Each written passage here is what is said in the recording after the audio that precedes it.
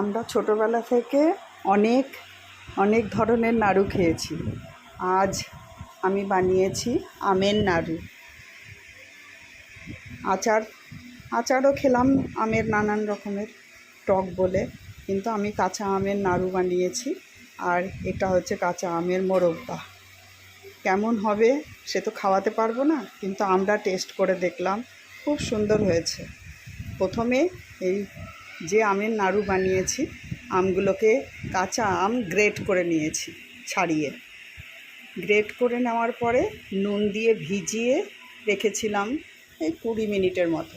তারপরে সেটাকে হাতে করে চিপে চিপে রস বার করে নিয়েছি, এবং শুকনোটা নিয়েছি, রসটা নিইনি। রসটা আমি চাটনিতে কাজে লাগিয়ে দেবো। তারপরে ওটার মধ্যে চিনি দিয়ে, যতটা আমার মনে হয়েছে, এটা হিমসাগর আম বলে খুব বেশি চিনি লাগেনি, চিনি দিয়ে ওটাকে কড়াইয়ে বসিয়েছি। এবং তার সঙ্গে যে মশলা, আমি স্পেশাল মশলা বানাই আচারের জন্য, সেই মশলা দিয়েছি। ঝাল হওয়ার জন্য লঙ্কার গুঁড়ো দিয়েছি সামান্য, আর নুন দিয়েছি, আর কিচ্ছু লাগেনি। এর সঙ্গে দিয়েছি আমি এলাচ আর দারচিনি গুঁড়ো।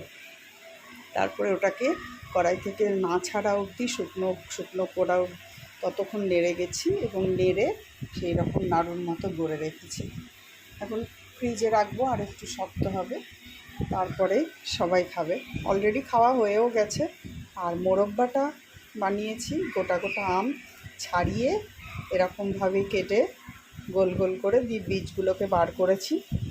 বীজগুলোকে বার করে চিনি বেশ পরিমাণ, মানে এতগুলো, এটা কম করে 1 কেজির বেশি হবে, তা আমি 1.5 কাপ মতো চিনি দিয়েছি, আর 1.5 কাপ মতো ভিনিগার দিয়েছি, দিয়ে ছোটো কাপের।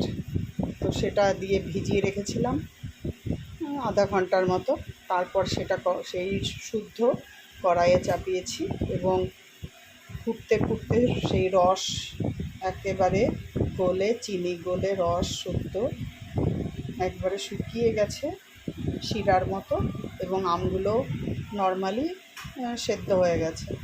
এবং ওর ওপরে আমি একটু এলাচ গুঁড়ো ছড়িয়ে দিয়েছি, আর এই ছোট্ট ছোট্ট লঙ্কার বীজ বার করে ছোট্ট ছোট্ট কাঁচিতে করে কেটে দিয়েছি, শুকনো লঙ্কা খুব সামান্যই দিয়েছি, আর কিছু মশলা এতে লাগেনি, এমনি কোনো মশলা দিইনি।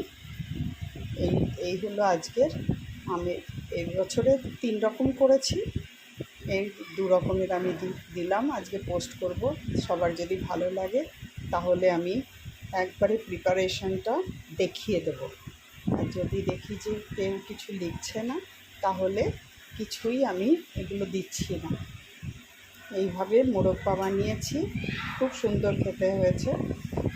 কিন্তু খাওয়াতে তো পাচ্ছি না।